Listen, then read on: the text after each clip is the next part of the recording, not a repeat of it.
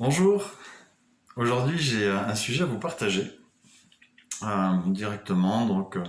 C'est un ami hier qui m'a dit, suite aux événements, au pass sanitaire obligatoire pour certaines choses, etc. Et donc un ami m'appelle et me dit, bah David, est-ce que je dois me faire vacciner ou est-ce que je dois pas me faire vacciner?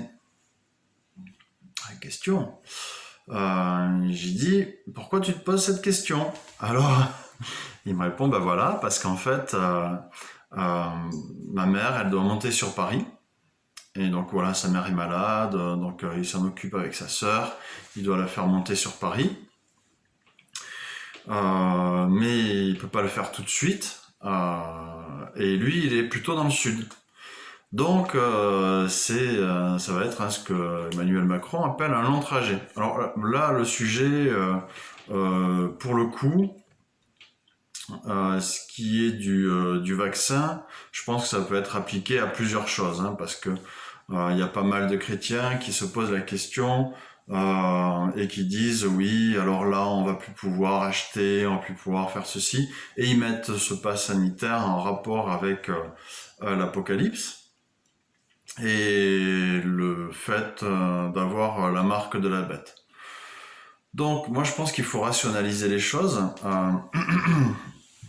Tout d'abord, Euh, il faut se poser la question si je m'oppose au vaccin ou si je pense que je dois interpeller les autres sur l'obligation de se faire vacciner. Donc dans les deux cas, est-ce que je combats le bon combat de la foi? Si je me mets à alerter les gens en leur disant oui, ne vous faites pas vacciner, vous allez recevoir la marque de la bête, ce genre de choses. Bon, au final, est-ce que je suis dans la foi? Est-ce que je suis dans la foi en Christ qui me protège et qui dit que si j'absorbe quelques poisons, eh bien, je ne le ressentirai pas. Hein, c'est ce que la parole dit. Voici les signes qui accompagneront ceux qui croient. Hein, s'ils absorbent quelques poisons, ils ne leur feront point de mal. Ils saisiront des serpents et des scorpions, je crois que c'est écrit comme ça. Ça peut être pris littéralement, si Dieu vous appelle à le faire. Hein, sinon, surtout, vous amusez pas à tester, hein, on ne tente pas Dieu. Mais c'est aussi un sens spirituel. Hein, les scorpions et les serpents, c'est des choses qui font du mal. Dieu dit aussi dans sa parole, ne promène pas des regards inquiets. Hein, je suis ton Dieu qui te protège.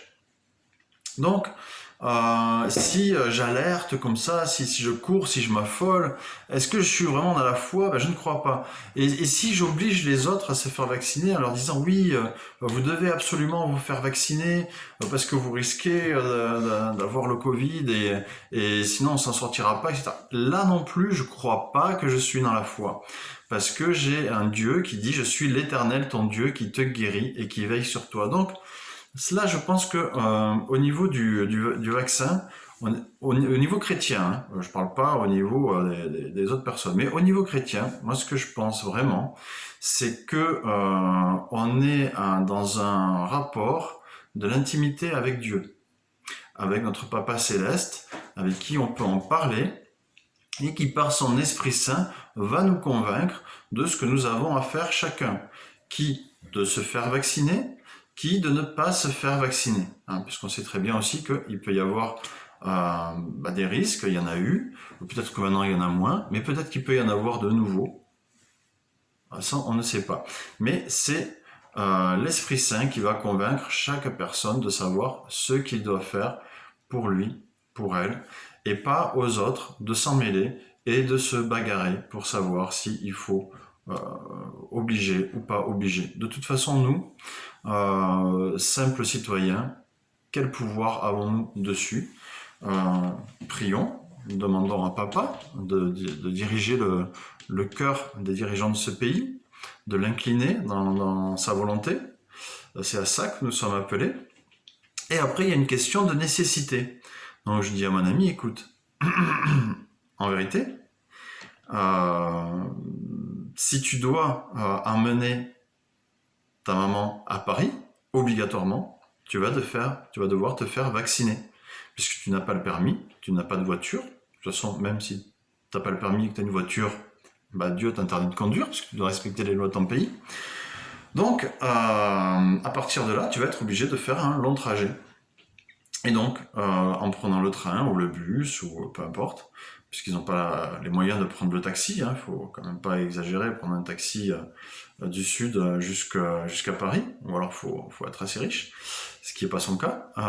Du coup, la seule solution, c'est de se faire vacciner. Et comme je l'ai dit, dans ce cas-là, tu es devant une nécessité et crois que Dieu te protège. Crois que si tu as peur d'absorber un poison ou quelque chose comme ça, eh bien, voici les signes qui accompagneront ceux qui auront cru. Tu peux te faire vacciner en toute sagesse. Voilà simplement ce que je voulais vous dire ce matin. Si vous êtes dans ce cas, si vous avez dans un cas similaire, si vous avez des questions que vous vous posez, bien examinez la parole de Dieu. Ne vous laissez pas emporter à tout vent de doctrine. Ça aussi, c'est la parole. Ne vous laissez pas chahuter par ceux qui veulent vous empêcher de vous faire vacciner ou vous obliger à vous faire vacciner en méprisant vos choix, en vous méprisant suite à vos choix. Parce que là aussi, la parole de Dieu dit que celui qui traite son frère de raca, donc de rien, donc qui le considère comme moins que rien, donc qui le rabaisse par rapport à ses choix ou d'autres choses, et bien celui-là est passible de la guéhenne et du feu. C'est ce que dit Jésus. Donc ne vous mettez pas entre l'Esprit Saint et vos frères et sœurs. Restez tranquille, restez cool. Vous avez un Dieu qui vous protège. La question après, c'est pour les incroyants, vers qui vont-ils se tourner en cette période? Est-ce qu'Emmanuel Macron sauve? Est-ce que un être humain peut sauver un parti politique? Je ne crois pas. Pour moi, il n'y a que Jésus qui sauve. Donc, restons en lui, dans la foi en lui, et nous serons en paix. Et bien, passez une belle journée, et que Dieu vous bénisse.